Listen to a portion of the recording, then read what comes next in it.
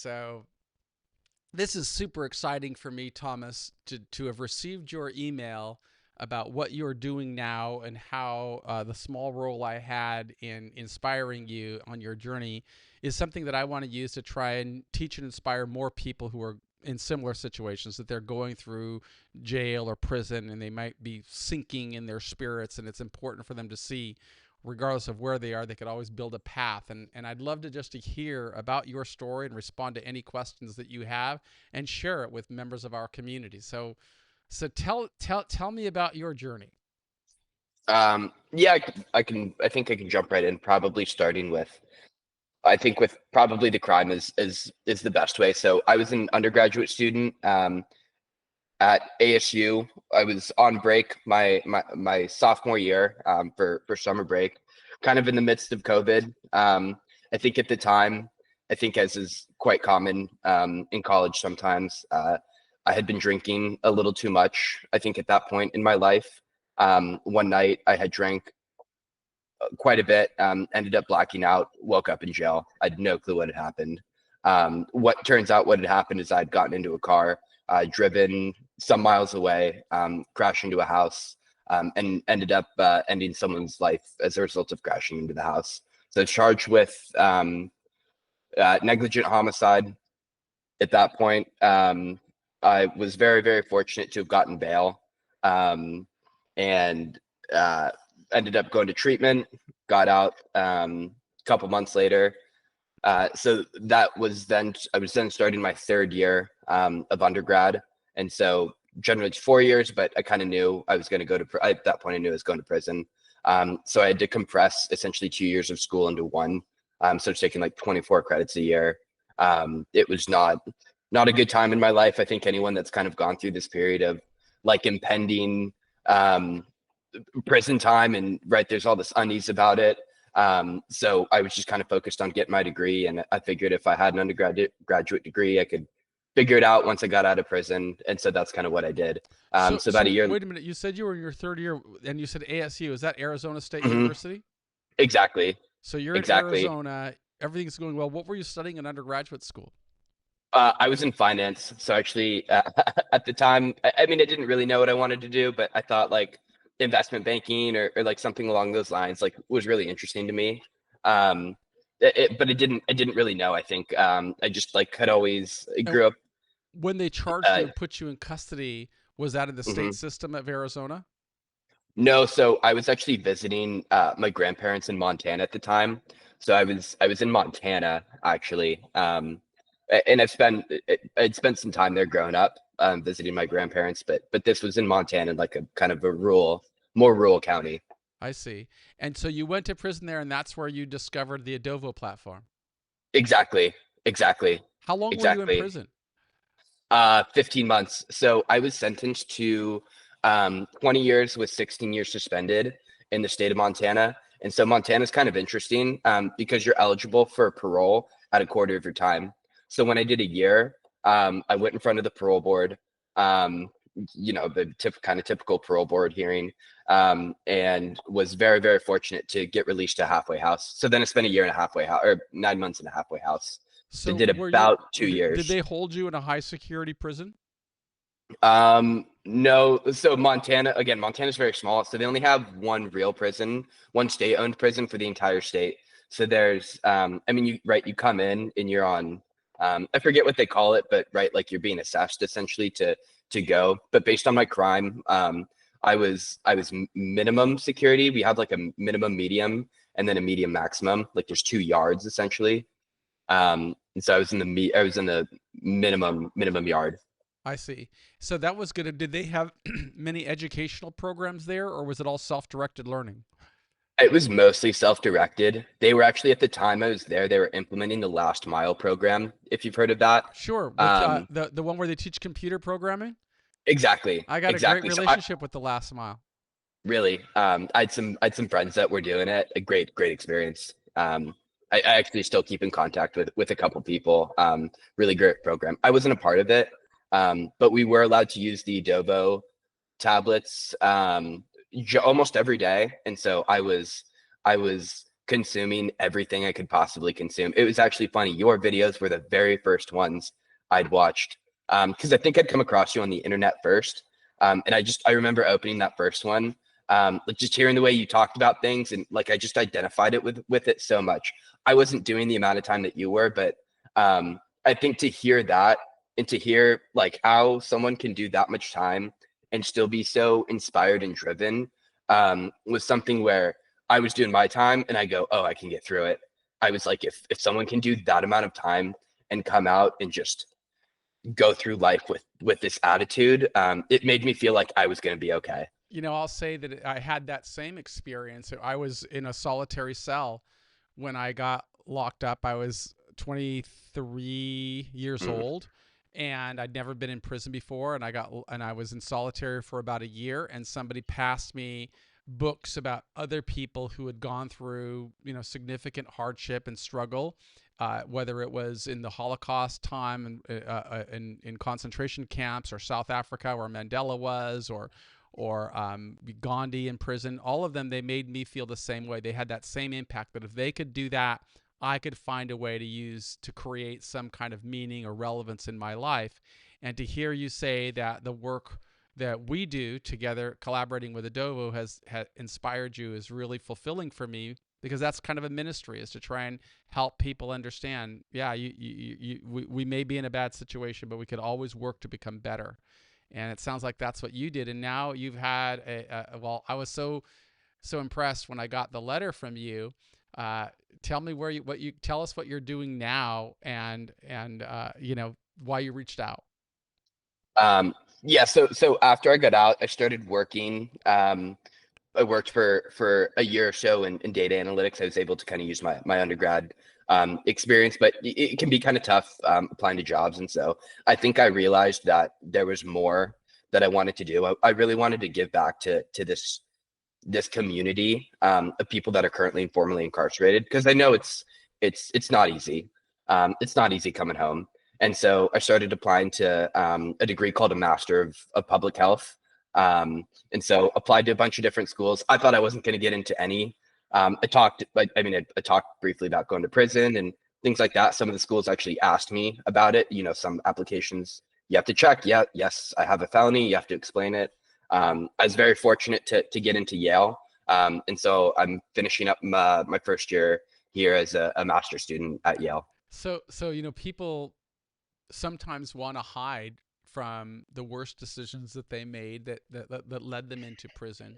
And one of the big messages that I try and give is, it's part of our life, and it's part of our journey, and struggle and hardship and difficulty can become an asset if you use it well, if you use your time well. And I have no doubt that one of the things that probably made your application stand out is the fact that you were incarcerated, and Yale probably has some kind of program for social equity or social justice, to say, well, we want to help some of those people. And I'll bet that the way that you expressed what you did while you were in there, and how you worked to educate yourself, and I have no doubt played a role in influencing the way people saw you. And I think that there's a great lesson there for anybody that's going into the system, is that the more you can document your story and show how you're using time today to prepare for success tomorrow, it could have a huge influence on the rest of your life. And certainly Yale is one of the best universities in the world, ranked #1 in the United States in many areas. And to think you weren't going to get into a graduate program, but you're in the best. Were you applying only to Ivy League schools? I applied to a couple, like I think Yale and Columbia, and then like USC. I applied to like Colorado, just programs that I thought would be a good fit. So kind of all over the place. And I think I applied to like 8. I was fortunate I got into all of them, but I didn't think I would get into one. I You honestly got did into not think I all would of get into them, one. all Ivy, Yeah. including Columbia. That's Yes. awesome. And Yeah. so you must be really a brilliant guy. Could you tell our audience a little bit about what somebody with a master's in public health, what type of career that would lead you to? Yeah, I mean, it's interesting. There are so many different things that you can do, and part of it is taking your time while you're in school, and really trying to figure out what you want to do and work towards that. So people might work in public health programs, so like state departments of public health. You might work for the CDC. A lot of people want to go and work for the CDC. That's like infectious diseases, things along those lines. A lot of people go work into research, so you can go become a research assistant. People might pursue higher education, go get a PhD, and then go back into research. You can work on the business side of healthcare. There are really a ton of different options. And it depends on what you feel your strengths are and how you feel like you can contribute to society. And what are you what specializing in? I would imagine in your master's program you have to have some kind of specialty or specific interest. Tell us about what E- you're looking to do. Exactly. So I went down the healthcare management track. Largely, I kind of had this little bit of a more like business background from undergrad, and it had always kind of interested me. So here we actually get to take classes from the School of Management, the MBA program at Yale as well, which I think is super, super helpful moving forward. And then the other thing I do, I work at something called the SAFE Center for Health and Justice at Yale, which is a group of doctors and researchers who are interested in doing research on people that are currently in prison. And really, the focus is people coming home from prison. And what they do is they provide free healthcare to this group right here in New Haven, Connecticut. And then we also do research. So we're actually, funny enough, we're doing a study right now that's going to go through Adobo to ask people about preferences on how they want to be asked for their history of incarceration within a healthcare system. Oh, so are you working together with Adovo? Yes, we are. Who are you working with there? Brian or John or Megan? Who are you working with? I, I believe it's Brian. I'd have to go back and I'd have to go Brian back is and the check. founder, and he's currently at MIT doing some work at I did. MIT. Oh, no way. I did not know that. Very, very cool. Yeah, yeah, it's a great story. I was one of the prison professors was one of the first programs that started on Adovo around this.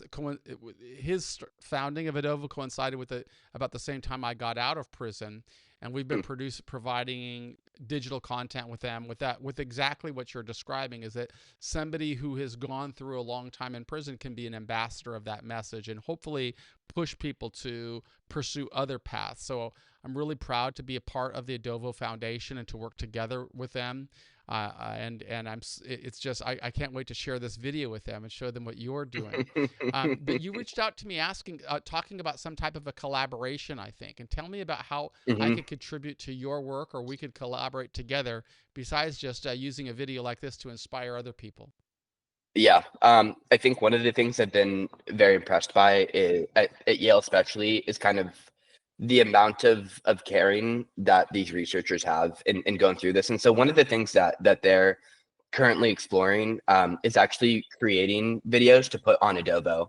So I think they're still kind of working through like the specifics and how they want to tell the story. It was funny. I think I'm actually the only one of the probably the only student at Yale that has they like to use the word lived experience, but that was in prison.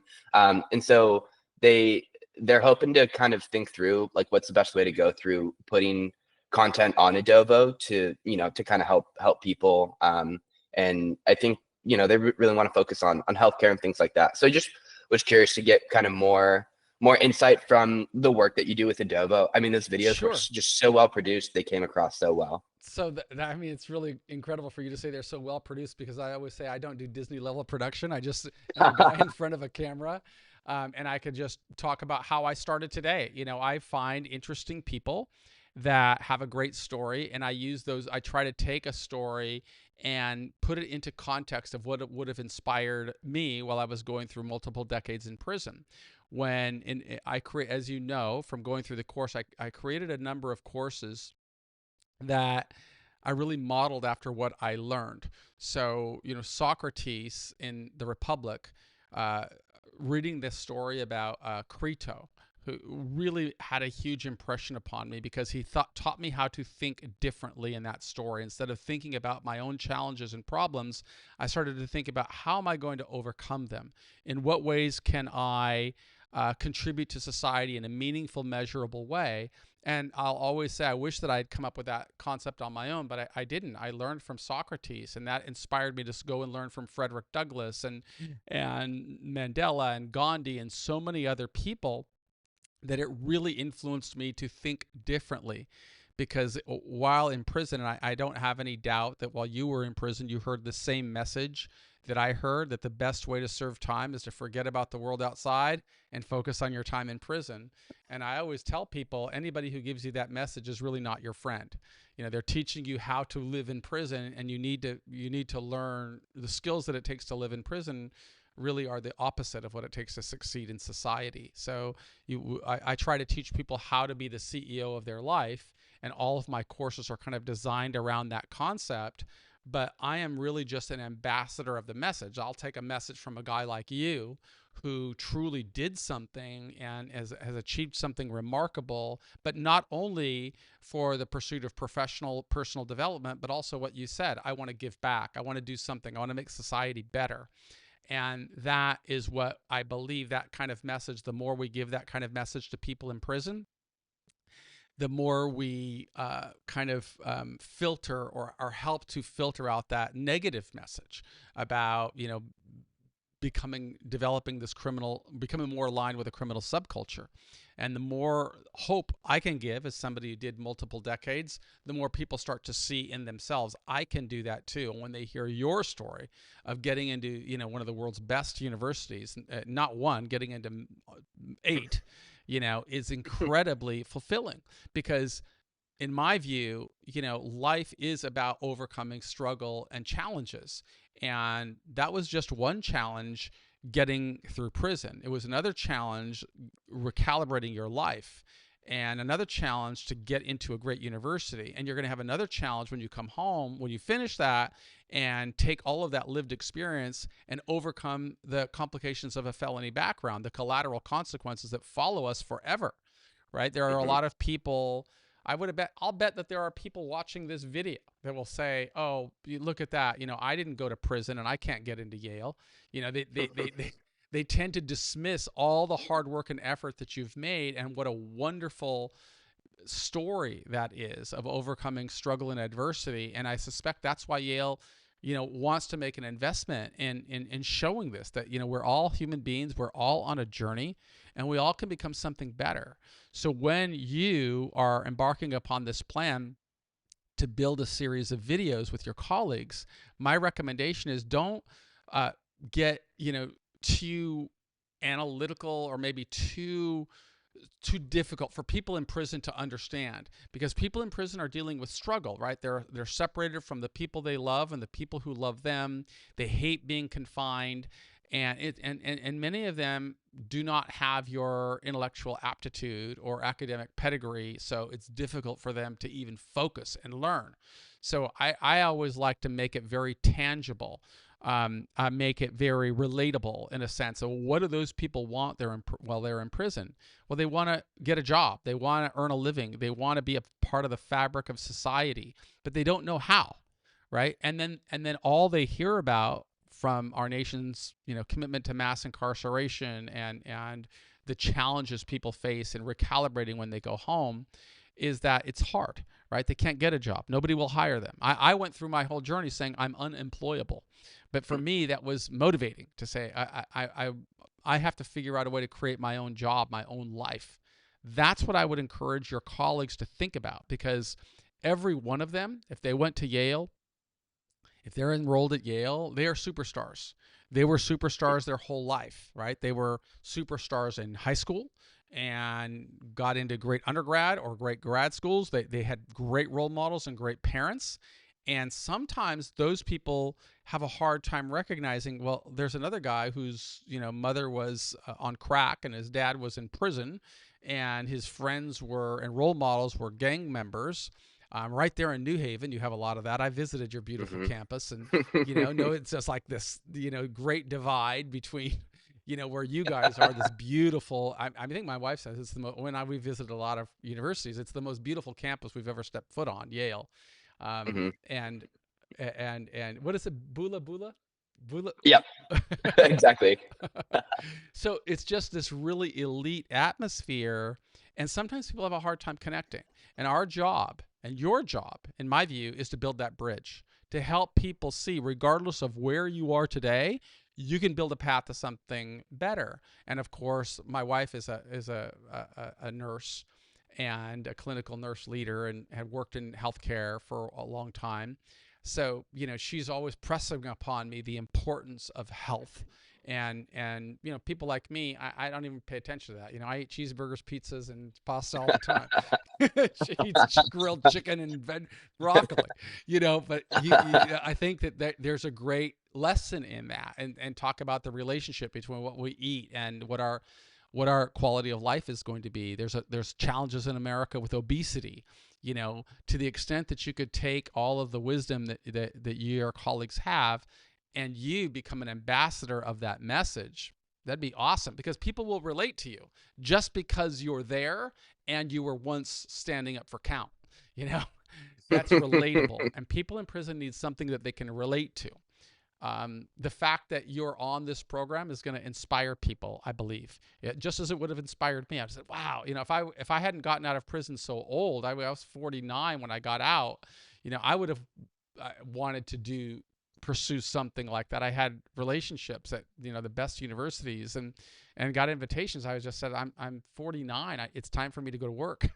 you know so congratulations to you. And I don't know if that's helpful, but I think that the story is really important of what you guys can deliver. So since the story is important, delivering that story is important, because if we start off with statistical analysis, or Mhm. data entry, and or data science and peer-reviewed studies, and footnotes, you'll lose the guy, and then you don't cross the bridge. Where I view my role with Adobo is to get people interested and believing that they can do something more, and then people will rise to their highest ability.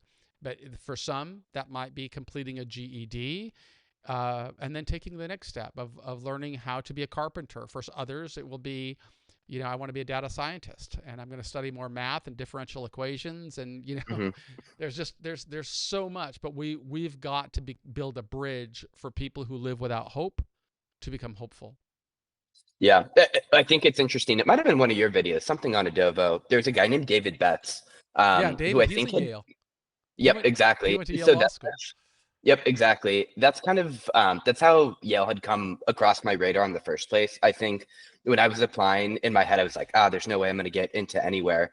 And I remember seeing this video, hearing him talk about coming to school, and in my head, I go, well, if they have at least admitted someone who's done time, like there's a chance that they'll kind of see my story, and maybe give me a chance too. And so I think part of it is like you go through, and the system almost seems like it's built to take hope away. At least I think when you're doing time, it's so easy to like watch the world go by. And I felt sorry for myself. I didn't know like what the future is going to hold for me. It was so nervous about going back into society, and like being accepted, I think. Um, and so it was, to me, it was seeing these other stories of people being able to get out, to be successful, like to get their lives back on track. I think is what inspired me to kind of make that jump, and really go, okay, if someone else can do it, I think I'm capable of doing it. I'm going to work as hard as I can. Those of us with criminal backgrounds, I think we have to work harder than the rest of society to some extent, because there is the stigma associated, I think, sometimes with like having a felony on your record, and having done time. And so I think kind of the story that I've told myself is you have to work a little bit harder than everyone else, because you have to prove, I think in some extent, I have to prove to myself, and I want to prove to other people that like I've made poor decisions in my past. But at this point, for me, it's about moving forward, and like what is the good that I can bring back into the world. And it's not easy. It's work. If it was easy, I think everyone would go and do it, right? And so I think it was recognizing that, and seeing stories like yours, and like David, and really kind of identifying with that. How are you earning a living? Um, it's tough. Being a grad student is quite difficult. When I got out, when I was living in the halfway house, and then working full time, I spent almost no money. Like I would go to work and like spend as little money as possible, and still do that. I think sometimes they kind of make jokes about like how grad students live, and like try to find all the free food on campus, and all that kind of stuff. So I get paid through my research lab a little bit, and some other jobs here and there. But I guess, to be honest, it's like kind of scraping by a little bit, but that's kind of the grad student life that we sign up for. Sure. Do you have did they give you financial aid or a scholarship?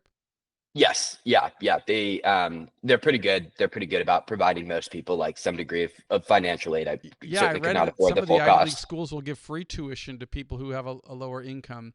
But this is really exciting. Do you so you're like fully occupied right now with your time? Yeah, pretty much. School is difficult. I guess unsurprisingly, it's a lot of work. I don't have a background in like science or healthcare or any of that stuff. So again, I think it goes back to like I have to maybe work a little harder than people who do have a background in this. I have to like do all the readings and like annotate my notes and like be prepared to go to class and discuss and things like that. Well, if there are opportunities for us to collaborate, I just hope that you'll always consider me a resource and reach out for anything, whether it's developing something with Adobo or developing something independently. I'm just so inspired and impressed with a young man like you who's overcome what you've overcome, and I have great hopes to see you achieve amazing things in your future. Yeah. I really, really appreciate that, Michael. I think one question I did have, when I remember when I got out, I want to say like the first month, um, I don't know what word to use other than like things were difficult. Like it was tough. I felt like mentally to adjust to like not having to go through that structure anymore. And so I'm just curious, like what your experience was like in that first, call it like month to few months, where I mean, I remember it was just like I don't really get anxiety often, but like this overwhelming sense of like I was done with prison, I was out, and it was still like so difficult for me to like just to go I through life even. That's helpful, and I'm going to respond to that, and I'll tell you a story. Very early in my journey, when people used to ask me, "How can you be so motivated while you're going through multiple decades in prison?" And for me, there was a difference between doing multiple years versus doing 15 months. Right? When you're doing 15 Mhm. months, a lot of things can fall apart in your life. You can lose your job. You've lost your credit. You might have to file bankruptcy. And all of these are collateral consequences of a criminal conviction. And I used to say to myself, it's easier to do 7 years than it is to do a year, because if you do 7 years, you could really reinvent your life. You can get a college degree. You could become, introspective. You could be self-directed. If you filed bankruptcy, it comes off your record in 7 years, and you get a fresh start, right? And it's very hard to start when you've got no money, no plan, because 15 months is not really enough time to completely recalibrate your life. But when I got out of prison, remember, I was very strong because Socrates inspired me and Frederick Douglass inspired me, and I had a bachelor's degree and a master's degree, and I was a published author. I had to earn money. I mean, I walked out of prison with more than $100,000 in the bank. I'm the only guy who got out of prison and had to take a pay cut. but but more importantly, I understand how to lay out a plan, because it had been, they say an overnight success is 20 years in the making, and I had 25 years when I transitioned to a halfway house. So when I went to a halfway house, I had already had a tremendous amount of skill in being self-directed and self-disciplined, and I knew in my case, like I had a relationship at Stanford and at Berkeley with professors there that invited me to return to go to school. And I said, I think I've got enough education. I need to get out in the workforce. And that's one of the lessons that somebody has to develop if they're going to recalibrate. You've got to know not only when to say yes, but when to say no. Okay. For me, that stage in my life, it was way more important for me to say, I've got to get financially strong. Because if I don't get financially strong, I knew I would be vulnerable to more problems. And it's Maslow's hierarchy, basically. If you don't have the ability for basic food and sustenance and clothes and all the things that you need, you can't get to the next level, and then the next level, and then the next level. So because I thought about that while going through multiple decades in prison, I'd set a goal while I was incarcerated. I said, when I get out, I'm going to have enough money in the bank to buy everything I need to get started, including a car, computers, clothes, everything, and still have enough money left over that if I don't get a paycheck for a year, it won't matter. Because if you have to go and pursue a dead-end job, that's like another prison sentence, right? I can't go to school if I have to go out and beg groceries at Whole Foods, okay? And if I'm begging foods at Whole Foods and I've got a felony conviction, I might not be able to rise to the cashier, right? Or rise to the next level. So there are all of these collateral consequences that follow a criminal conviction. But I had the critical thinking skills developed while I was in prison to anticipate all of that. So my journey back to society was very different from most people's, in the sense of, people ask me, what was the hardest thing for you when you got out of prison? And most people expect me to say what you just described. You have anxiety, but I'll get into that in a second. But for me, the hardest thing was to learn how to eat food with silverware, because I was so used to eating with plastic and I couldn't stand the taste of metal in my mouth. And the second hardest thing was learning how to drive. I didn't even know that I forgot how to drive, but when you're in prison for 26 years, you forget things. And that was one of them. And it took me a long time to become comfortable as a driver, because for 25 years, I didn't move any faster than my legs could carry me. And now I'm in society and I'm, it's like you're living in a video game, everything's moving so fast. But as far as building businesses and things, I felt supremely confident, overconfident, and the ability to create opportunities out of nothing. That I had a master's degree in making mistakes, but I also had a master's degree in building, myself. So when you ask how I did it by following the same principles that I teach. If you may remember the course called the Straight A Guide.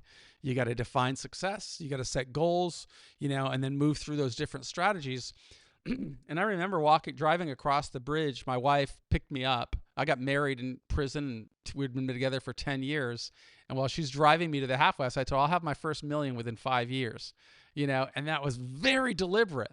But for other people, it wasn't because I wanted to live this life of luxury. It was because I knew I would need financial resources to do what I really want to do, which is to make an impact on the lives of others. And now, through my nonprofit, I through these videos now, you've been out, so you probably didn't hear this, but now my whole message is that I always make 3 promises. 1, I'm never going to lie to you. 2, I'm never going to ask you to do something I didn't do. And 3, I'm never going to ask you to pay me a penny.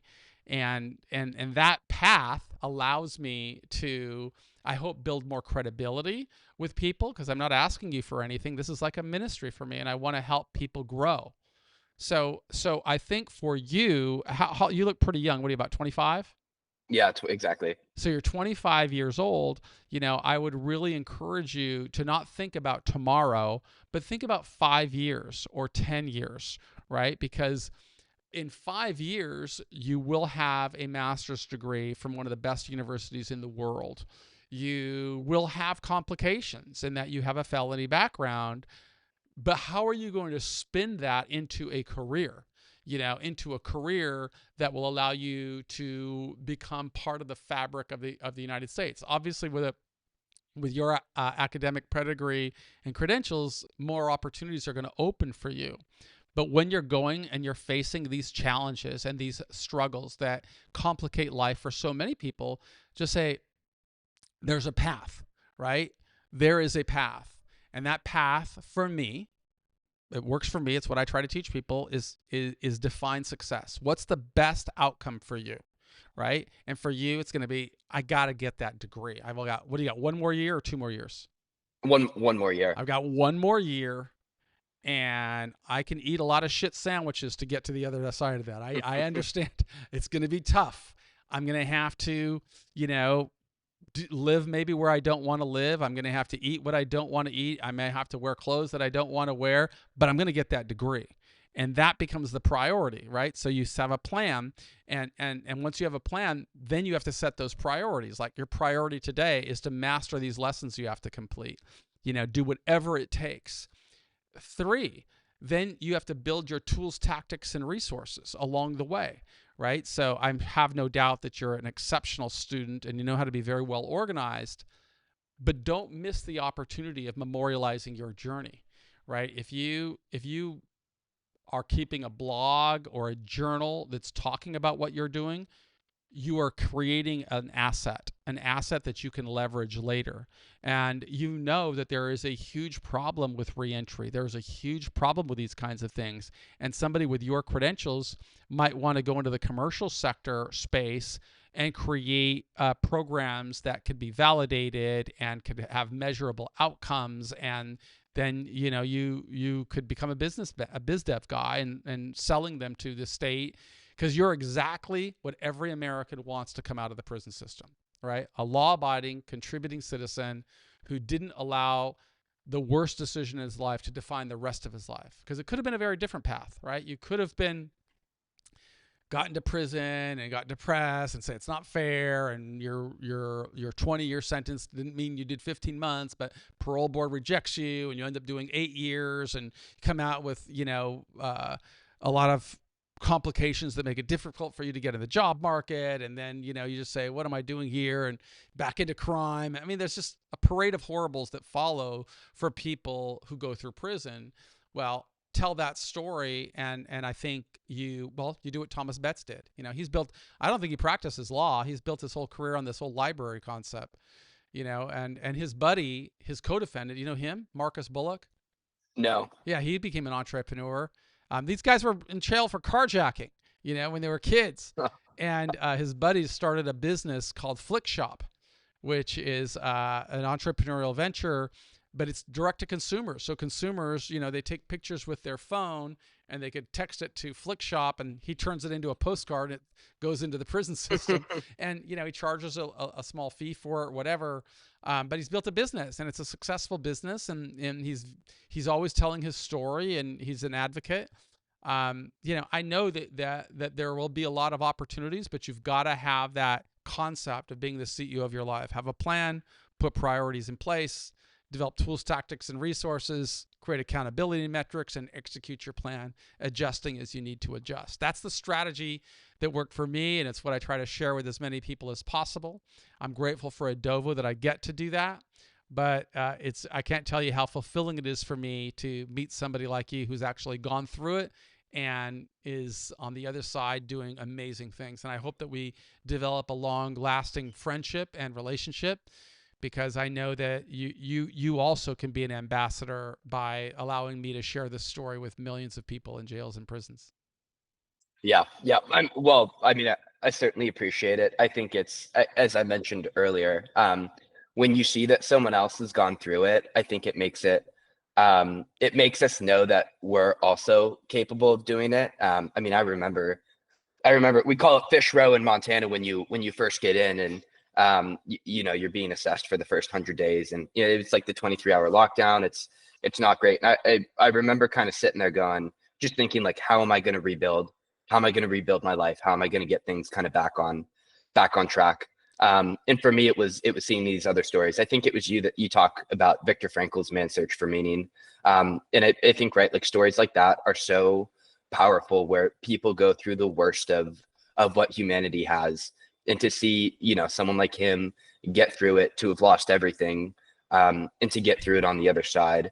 I think oftentimes, I'd sat in both jail and prison going, I feel like I threw my whole life away. I felt like I was doing well.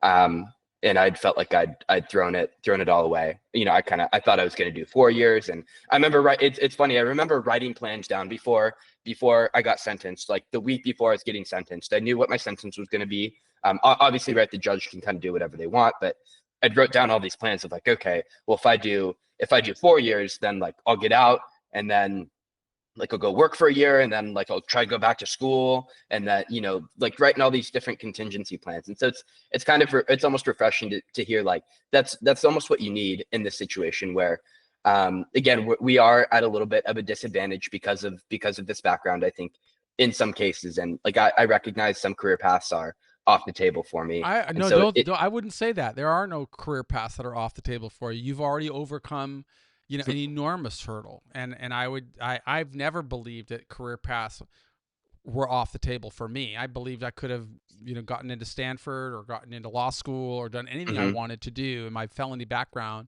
was not going to hurt me. It was going to help me because I was going to show, we're all human beings and we all go through crisis and we all face struggle. And my story and your story is not a story about prison. It's a human story, right? You mentioned Viktor Frankl. I don't need to be going to a Nazi concentration camp and have my family murdered in front of me to get inspired by Viktor Frankl, right? That story resonates with anybody, right? Nelson Hmm. Mandela. I don't have to be going into apartheid South Africa and go into that prison system to get inspired by Mandela, right? That's the same message that you can bring to the world, right? And all of us as human beings go through struggle. And that is really powerful to be 25 years old and to have overcome what you've overcome and achieved what you've achieved. But it's going to be very important for you to put that into a package and turn that package into something that resonates with 1 million people or 10 million people. And you could give hope to people, right? That's part of mental health, is giving people hope. Look at the homeless population around the world. Look at what's going to happen in 3 years or in 5 years because of artificial intelligence. I love artificial intelligence, but it's going to displace a lot of jobs, okay, in the world. And those people are going to need to learn how to recalibrate. Well, your story becomes a tool to help them. And I would urge you to be thinking about that now because you're in the midst of it, and don't squander the opportunity to memorialize it and document it. So this is one way we're documenting is having this video interview, but it's probably a good use of your time to to keep a journal or a blog about my second year at Yale and what am I doing to overcome, and you document that and you turn that into a lesson plan. And it doesn't even have to be about Thomas. It could be about, what did Thomas learn from others, and how could somebody else apply these lessons to their life? I'm going to talk with you some more about that offline after we finish this video because I have some ideas for you. I see. I guess one quick tangent. I'm taking a competitive strategy class right now, and we have a very highly cited, nationally known professor. We had a class on AI, and he walks in. He says, "If you guys are not using AI every single day, you're behind." He said, "You need to be using it every single day. Figure out how it works." I mean, I remember I got out when I was in, like, ChatGPT was becoming popular, and so I got out. I felt like I was a little bit behind. But just a side note, everyone should be using it every single day, get super comfortable with it. That's kind of the sentiment here, is that's where it's gone. And the real shame is that people in prison don't have any access to it, so they're getting Yep. behind. We in the United States like to, point accusatory fingers at other nations and talk about how they're violating human rights. But every day we're violating the rights of people in prison by blocking them from an ability to earn a living in society. And so I really work to try and change that by introducing them with how I use it every day, how it could help them grow. But if you don't know how to use it, if you don't know the concept between a large language model or intrinsic learning and machine learning, and it doesn't have to be an engineer, but you'd better have a pretty good fluency or develop some literacy with it in order to function in society. Yeah. The same sentiment is felt here So for here's sure. an idea for you. If Yale is interested in this and you want to organize an event, I'll come at my own expense and give a presentation there to any of your students or your campus. I'd love to develop a better relationship with Yale. I went there and bought some. Carol, could you get me my Yale shirt? I've got my Yale. No way. Good at filming, Carol. Really? Oh yeah. And I'll tell you the story of what we say. It's right in my closet. I mean, because universities had a huge impact on my life, and I'd never stepped foot on a university campus before I, went to prison. And it was professors. There was a professor at Yale that inspired me. So when I got out, I went to Yale and got a shirt. And I would say, yes, I went to Yale. Now I also went to the bookstore and got this shirt at Yale. But it's universities that really change the world. And like I said, I'll come at my own expense. I'll share the story. I think it'd be a great learning experience. And Yeah, I have one of my members of my board graduated from Yale. Also, I'm going to share this with him. Oh wow, very very cool. Yep, we will certainly be able to figure something out, and Yeah, yeah, I'm sure be one great. of I the mean, for the departments here would love undergrads it. or for the grad school, New Haven's a beautiful community, and I'd love to go visit it again and meet you. Hmm. Yeah, yeah, well, certainly would be special for me as well. So very, that's wonderful. Well, thank you very much for spending this Sunday morning with me, and let's stay connected. Yeah, yeah. Thank you, Michael. Really, really appreciate this and everything you've done. It's had a big impact on my life, and will have continue to have impact on Yeah, people's lives. stay on the line, Yeah. this is. I just want to thank Thomas from Yale University. I am Michael Santos, founder of Prison Professors, and we believe in you. And that's the end of this video. Okay, so stop recording.